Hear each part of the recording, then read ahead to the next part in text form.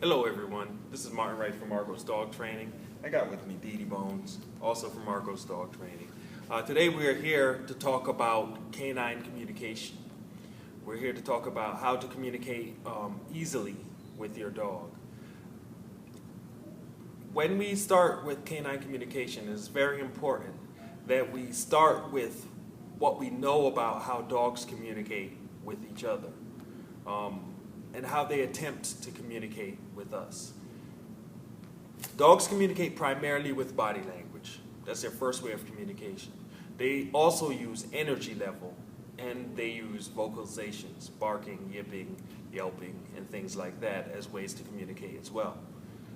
When we're working on communication, which dog training to me is communication with the dog, when we're working on communication, it's important that we try to communicate in a way that they naturally communicate, because they're capable of recognizing our body language. We know this because when we point to a ball, a lot of dogs will go and get the ball, or they will run over to the ball.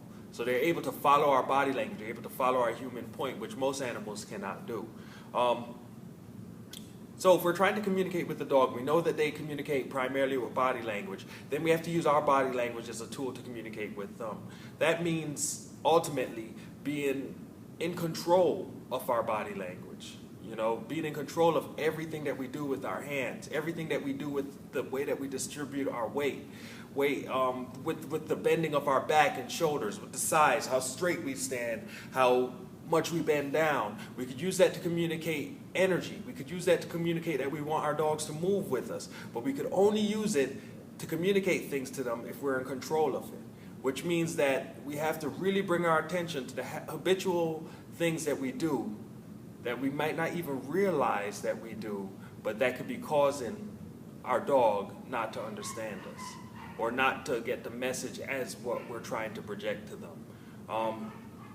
So how do you go about this? What's the practical applications? What do we do practically in order to be able to improve our communication, our body language communication?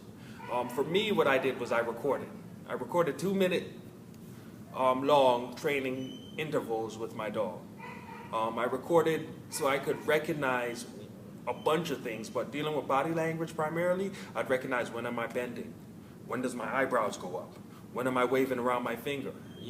My stance, how do I carry myself? When I am trying to be serious with the dog, do I put too much pressure on them? Am I moving forward on them too quickly?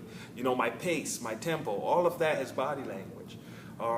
So I would watch it on video, I would identify the mistakes, and then I would go through the week where I'd practice, and I'd say one thing, like, I don't want to bend over. And I'd practice bending over, not bending over. I need to bring my awareness to it. So for my case, what I did was I put a shirt on a bed. I taped an 8.5 by 11 piece of paper on the back of the shirt, and every time I'd bend, it would lift up my shirt, the back of my shirt a little bit. It brought my attention to it, and it caused me to come up straight. I kept doing that. After a while, I was able to just catch myself as I was bending and come into a straight position. And that did help my ability to communicate with dogs. So this video is to start a conversation about body language and how important that is, and things that we can do in order to bring our attention to our habits and the things that we do that are unclear with our dog. Once again, we have to be really clear if we're going to communicate with a different species. We have to make sure that because our dog speaks in body language and understands body language, that we're not putting gibberish in there by doing things unintentionally.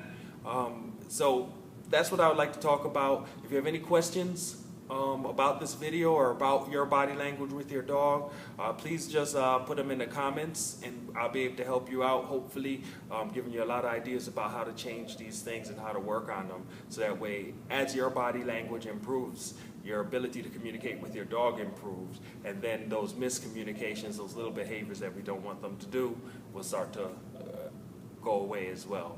All right? Enjoy your dog. Keep practicing. Thank you very much, and have a great week.